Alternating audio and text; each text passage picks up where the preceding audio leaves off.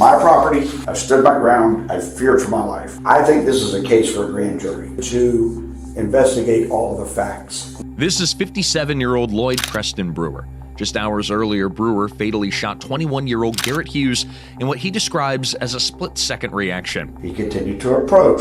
I said, I'm armed. The first shot went off this way. The second shot went off up in the air. There's no doubt I fired a weapon. But as he claims self-defense, what this millionaire doesn't know was that his own property's surveillance camera had captured every second of what happened in that parking lot. Does anybody else have access to the surveillance system other than yourself?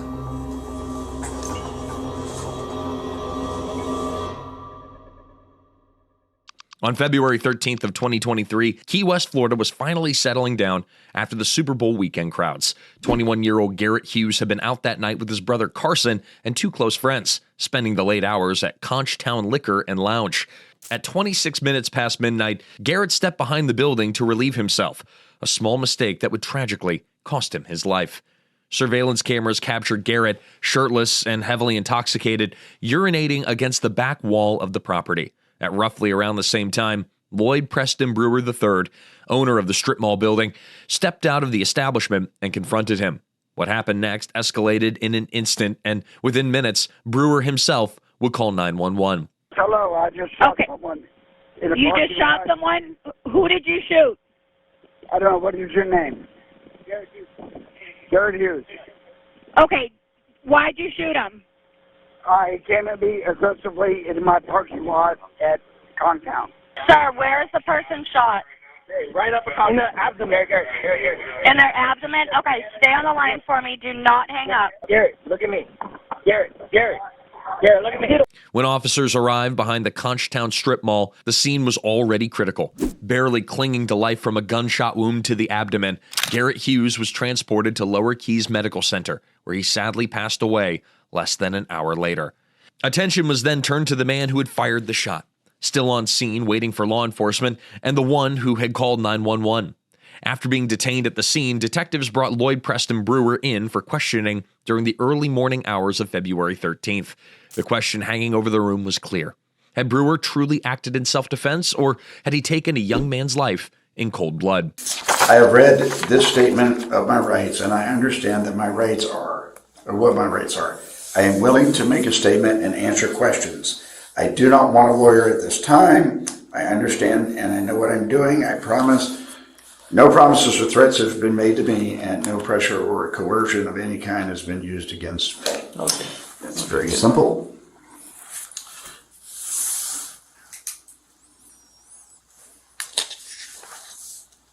After being read his Miranda rights, a calm and measured Lloyd Preston began recounting his version of events. As the interrogation progresses, he'll try to steer it, carefully guiding the conversation to his own advantage. Tell me what happened, and start, if you can, just start the night that you were at Contown that night? Correct. Okay, so go ahead and let me know. Tell me what you got. I was there for Super Bowl. Okay. I was with my niece and her boyfriend. Okay. They left. I am now single, so I hung out for a little bit longer to see if maybe a potential suitor might show up. Okay. Nothing happened. I was ready to go home.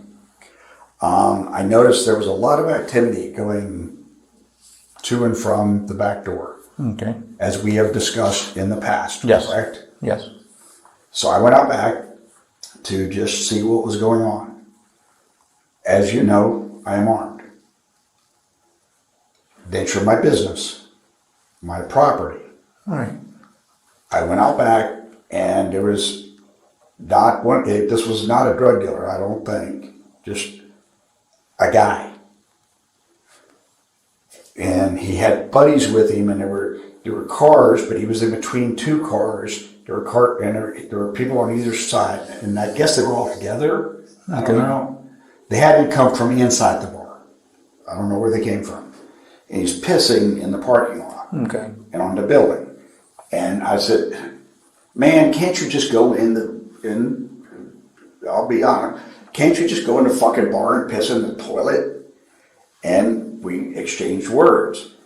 And as it progressed, he became more agitated and approached me.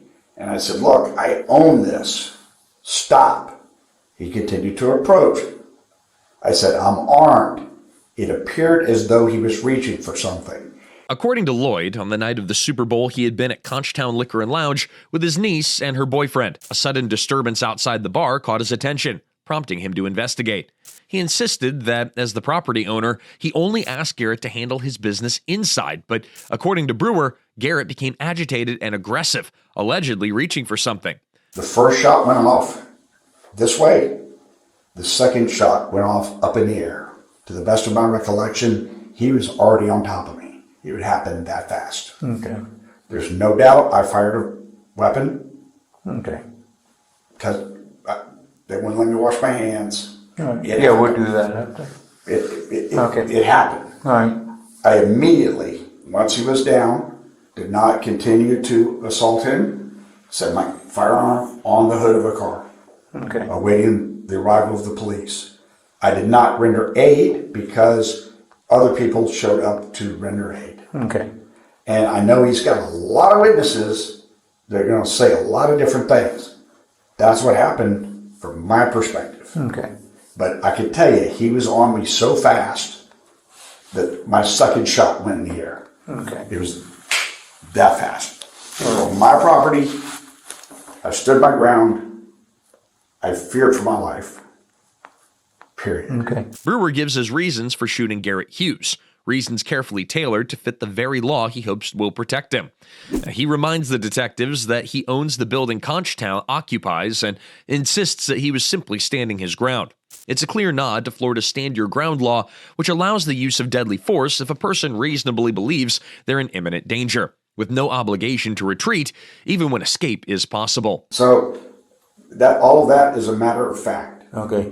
And then as he approached me, I identified, I own all of this. Yeah. It's all my property. Okay. I identified myself as the owner of the property. I identified myself as being armed. He still approached and appeared as though he was going for something. Okay. That's, What did he tell you when you told him about what, like what? we were going back, like, who the fuck are you? We were just going back and forth on this thing. And it just, I mean, that fast. Okay. Did he go? It was not a long drawn out process. It really wasn't. Because if it had been, then his buddies that were here would have, I mean, Okay. had they all come in together and it been a fist fight, things might have ended differently. But that dude was agitated already. I mean, you can test me for drugs or whatever. I don't know. I swear I hope he's okay. I hit him in the abdomen. I don't think I hit him with the second shot because the second shot went in the air. It was that fast. So when the altercation happened, that you all came together, was there any contact with you on him? Did you grab him? Did he grab you? Was there any hand contact? Not to my recollection. Okay. It happened so fast, but when somebody's coming at you that fast, I got you. it doesn't, Got you. it doesn't matter. All right. Now, if we're going to get into very minute particulars, that's what I'm going to ask for a lawyer. Okay. Because I'm telling you the overall scope of what happened. And the reason I asked for you is you understand the dynamics of that establishment. Yes, I do. And so you know I'm armed all the time. Nature of my business and what goes on back there. And really all I was doing was walking through here to see what was going on, to give you Okay. a call if something was happening. All right. That's it. When you We've been in contact a lot. No, we have, and you always tell me people have been doing stuff back there. We got a good I don't, relationship. in all honesty, I don't think they were dealing with anything. I think they were just drunk guys. Okay. But they're local, I think. All right. And I can tell you, one of them's probably going to try to kill me Right. based on Did they say anything? the looks. And finally, your officer that did not detain me. Right. Really, he didn't handcuff me, but we went and sat on my back steps. Because originally I was looking at the scene, and the guy was looking at me like, yeah, I'm going to get even with you. And the officer saw it too, and he said, just come sit over here. Right. This direction. Right. Now, from the start of this interrogation, Brewer is operating with a clear strategy. Every detail he offers is shaped to cast himself as the threatened party, cornered by an aggressive stranger. And his body language only reinforces it, with arms casually crossed and his hands behind his head at times. Brewer carries an eerily authoritative posture for a man who had shot someone just 4 hours earlier. Though Lloyd Preston Brewer held tight to his self-defense story, he had no idea that a surveillance camera had captured the real sequence of events, footage that would soon tear his version apart. He zipped his pants up, and we had words, and he came at me. Okay. And, I mean, there's no reason for me to go at a guy that's just pissing other than verbally. Just, really, go to the fucking bar. They got 3 bathrooms. I got you. No. So I don't know, beyond that, I didn't know him. He had no reason to have malice for me that I'm aware of. Right. I mean, a lot of people know me, you know that. Yeah. I did not recognize him as someone that I'd run into before. Okay. All right. And as far as words, you can't remember what he told you or anything like that? It Okay. was all, I hate to say it, but in the heat of battle, in the heat of the moment, words are exchanged. Yes. Can I be verbally abusive? Yes, I can. But did I walk up and strike him to cause him to come at me? No. All right. Okay. Look at my size. I mean, no. Okay. And my recollection is the guy was a little bit taller than I am. All right. Did he hit you? Did he strike you? No, he came at me in a threatening manner. Okay. And it appeared as though he was reaching for something, but Okay. he was coming at me. All right. And Did you see what he was like? No, What he was no, reaching no, at, no. or anything like that? I did not. Okay. What do you All right. mean by threatening manner? Like what this could be I threatening? always come at me with to words you? and yell like, yeah, we're gonna have issues. Because I mean, where he ended up, the best of my recollection, was outside here. Okay. Behind the cars. Right, Okay. outside. It was originally Now, down you here, tell me if down I'm to you. you tell me if I'm incorrect. But yeah, so he obviously came toward me. Okay. Did you find him here next to the building? No. You found him in the middle of the parking lot, which is where I was. Which means he came to me. All right. When you came out, where were his friends? There was a friend. Okay, I don't know if they were his friends, Right. but there were The other other people. There were some over here and some over here, but there were cars here and here. That's my recollection. So it was like he was isolated. So he was by himself, like staying pissing. Right. Okay. Yeah, like they're not sitting around watching piss. Right. Was there anybody Okay. back here by the back door? Anybody hanging out back there?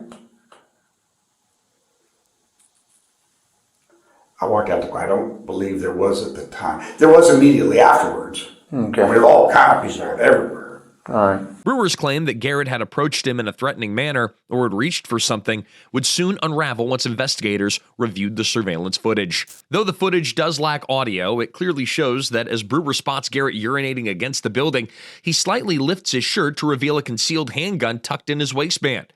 Hughes, unarmed, is effectively trapped between the building wall and the parked cars, with Brewer blocking his only apparent path of escape. As Garrett struggles to wrestle the gun away, Brewer fires, striking him in the abdomen. The footage provides no evidence that Garrett reached for a weapon, and investigators later confirmed that no weapons were found on or near him. But at this point in the interrogation, the detectives haven't come across the surveillance footage yet. So Brewer continues, speaking confidently as if his story can't be challenged. At what point did you draw on him? Was it here? When I fired, he was about this close. Because I fired on him. It appeared as though he was reaching for something, and he's coming at me. And by the time he got that close, I fired, and he's on top of me. Okay. Did he fall on you? He can't, yeah. Or did he, like... My second shot went in the air. Okay, so you fell on the ground? Do you remember if you fell on the ground and fell back? Yeah, he came at me. Yeah, because when I got up, but he wasn't on top of me by the time it all ended. He was on the ground. Okay. As the man who claimed to have acted in self-defense, Brewer still can't clearly explain what threatening behavior prompted his actions in the first place. He points to verbal exchanges in the heat of the moment, a justification far too ambiguous to excuse taking a life. I mean, there was no reason for this. This was... Do you remember if you were holding the gun with one hand or with two hands? Me? Mm-hmm. Were you able to actually We're watch not... out properly?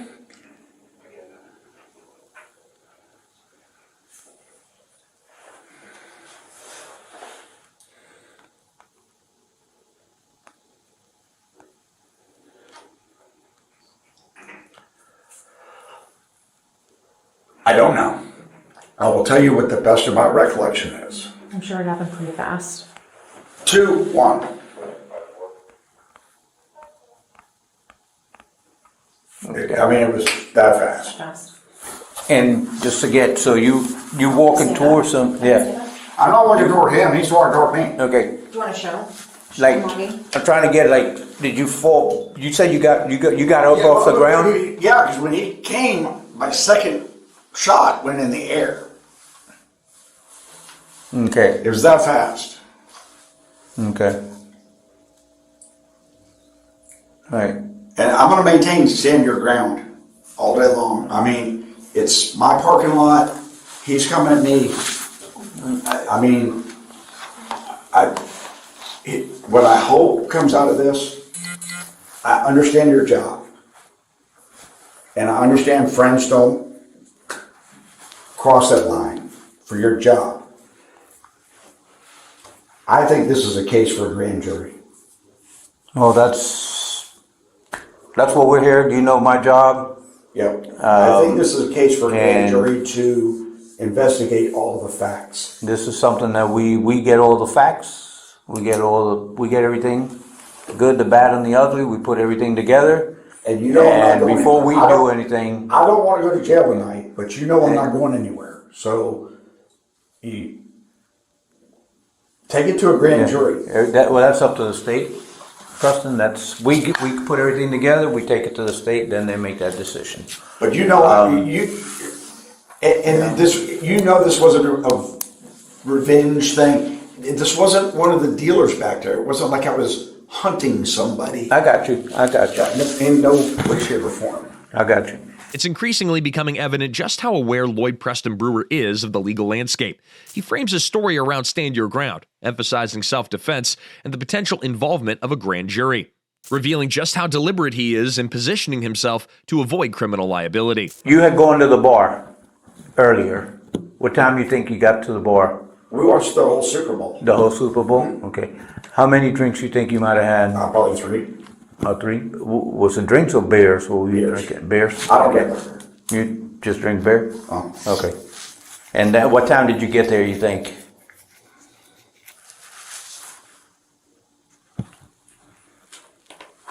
We got the Uber at... You got my phone? No, they have it, I believe. You got it in there? You got the time that Yeah, you got the with Uber? the Uber. Okay.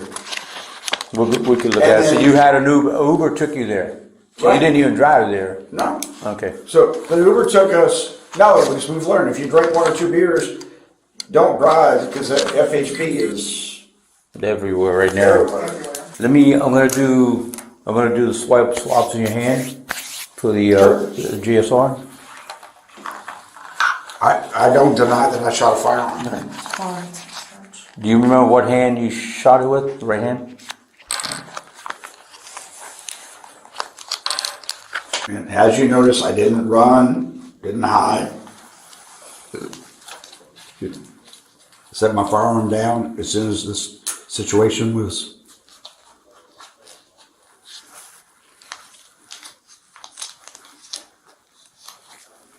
Even though Brewer has already admitted to shooting Garrett Hughes, detectives still need to run a GSR, or gunshot residue test. Procedures like this aren't optional. It's done to remove any gaps, ambiguity, or technical weakness once the case moves toward trial. It ensures every forensic box is checked, leaving no room for Brewer to argue mishandling or missing evidence later on. Now, right after providing his fingerprints, Brewer makes a strange request to the detectives. Right now, we're just putting everything together. You coming forward, you're talking to us, we'll give them that, and then they'll make the decision of how they want to. I'm not hiding what happened. So, no, I understand that. You've always been up front with me with no problem, so we just put everything together, and then we give it to them, and it'll go from there. And So here's what I would ask. If you want to hold me for whatever reason, give me 3 or 4 days. Here's why. I'm a one-man shop. I've got to pay estimated taxes. I'm the only one that can do it. Okay. I've got to be in my office. I don't care if you come and sit with me to make sure I don't go anywhere. Right. But I've got to be able to do that. Well, And that's not just for I me. can't make that decision, and I'm going to tell you, I can't make that decision. That's not on me to make, but it's something that we'll have to talk to the state about, okay? And like I said, I've always been upfront with you. There's nothing to hide. I have to do my job as far as no matter what it is, but we got to run everything through the state and through our boss. Okay, and my lawyer is Don Yates. Don? Can I ask you how the fellow's doing? Right now, he's critical. Requesting the detectives for 3 to 4 days to wrap up his work further reveals just how disconnected Brewer is from the gravity of the situation.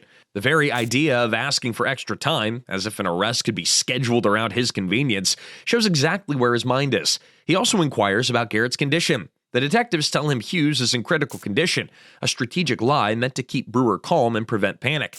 The sad truth, however, is that Garrett Hughes had succumbed to his injuries more than 4 hours earlier. Would you consent to getting some buccal swabs from you for DNA? No. Okay.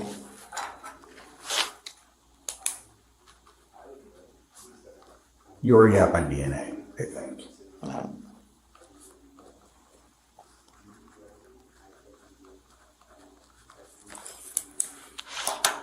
Why do you need my DNA? Because when we do cases, we get DNA for everything. We just match up DNA in case we need it later on. For the case, we have it.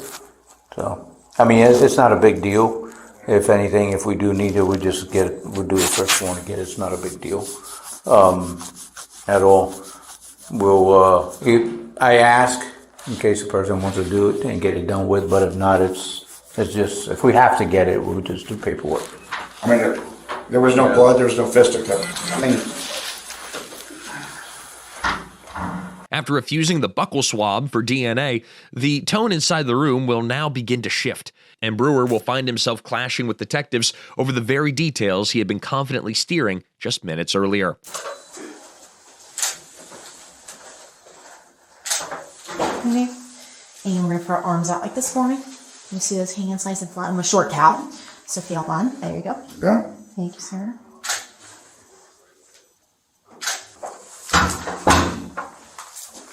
These two, I know if I go to jail, you're going to confiscate my wallet. Can I put it back in my wallet?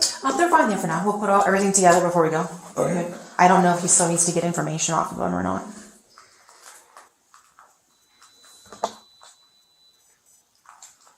Did you wash hands? I did not.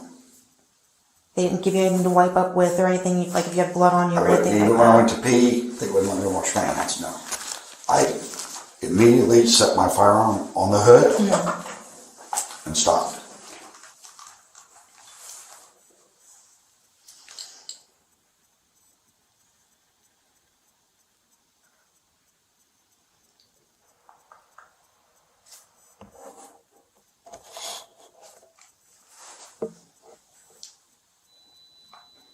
Do you remember if he had his shirt on or not? Was he clothed all the way?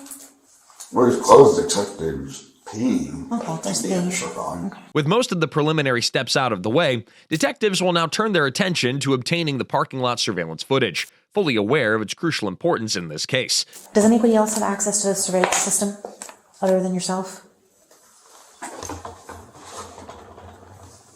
For the parking lot? No, I need to get in there and look at it. Are you the only one that has the capability to do that, or is there somebody else that has access?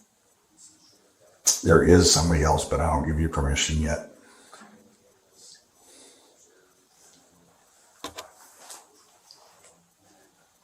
You understand that we're going to need to be able to see that? You understand we're going to need to be able to see the video?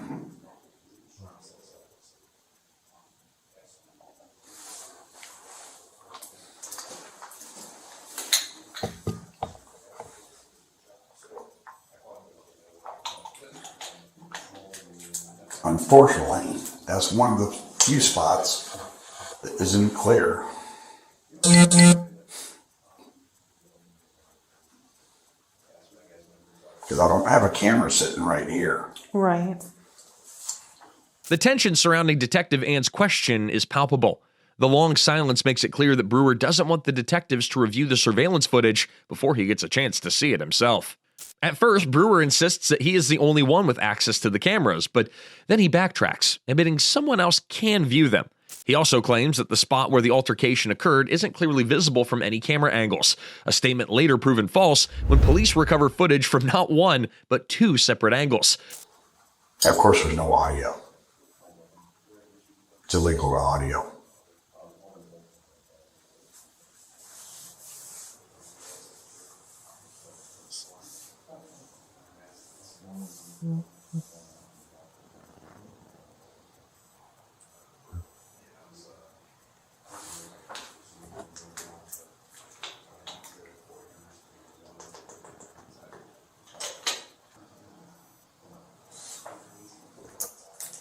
I would like to get in touch with my lawyer.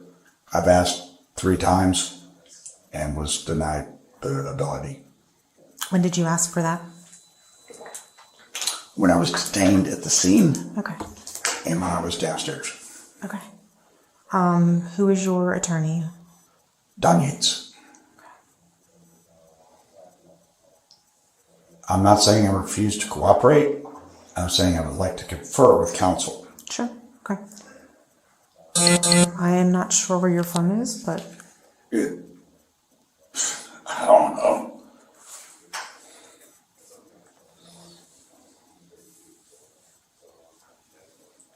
One strange detail would soon emerge when the gunshot residue test on Brewer's hands came back negative, an odd result considering that he had fired a weapon just hours earlier. Later, investigators would theorize that the GSR kit may have been ineffective or that Brewer may have washed his hands before officers arrived. In either case, the negative result does little to rule him out as the killer. All right, we got medications. We're going to transfer. We're going to take you to the hospital. Why to the hospital? Well, a couple of things. On these investigations, one of the things we got to do is a blood draw. We're going to transport you to the hospital. They're going to do a blood draw. We got a warrant for a blood draw. Okay. When you get there, we're going to give the medication so the doctor could give you prescribed medication. Mm-hmm. Okay, because we're not doctors and we don't want to give. But you know what I'm taking. Huh? You know what I'm taking. You want to give me a list of them? I don't. Clemacine or it's for antibiotic? Yeah. Yeah, that's a powerful antibiotic. Yeah. Oh yeah. I know. Yeah, I took that a few weeks ago. I had to stop taking them. Okay. Before we go, just one question I want to ask you, because once we get everything and go to the state, when the guy came, you said the guy came towards you, do you remember anything or any type of threatening things that he told you or anything that he made, actions? I know you said he grabbed you something. He was coming to aggressively get me. He was Okay. taller than I was. All right. Did he show anything like Did you remember anything, hand maneuvers, hand things? Did you remember anything? It was just that fast, no. Okay, all right. All right, so I think the cover all, take you out there, get that done, and we gotta do what we gotta do. Also, But I've asked again to speak to my attorney. okay, so that's fine, then I won't ask you anything else if you wanna talk to your attorney. Well, for lights. Okay, that's fine, if that's what, and that's fine, that's totally your right to do it. We're gonna go ahead and get you to the hospital, and once you get done with what you gotta do, we'll get you could give them a call. So we'll get it done. Right now, we're not gonna ask you anything else, we do have a warrant, for the blood, which is signed by a judge, so that'll be done. Do me a favor, Mr. Brewer. Can you sign and date this for me? Just shows that obviously you're the person that drew that picture. I don't have my glasses on. You're fine. I can read you. You want the cheaters again? What is it, down the 11th? Today's the 13th. 13? Thank you. Just so you know, I'm always upfront with you, walking with you. The hospital had contacted us a little bit ago. I just talked to the detective that was out there, and the kid did pass away. So I just want to let you know that, all right? Now, as the interrogation wraps up and Brewer is prepared to be taken to the hospital, detectives finally inform him that the young man he shot had unfortunately passed away. His face isn't visible on the body cam, so his full reaction can't be seen.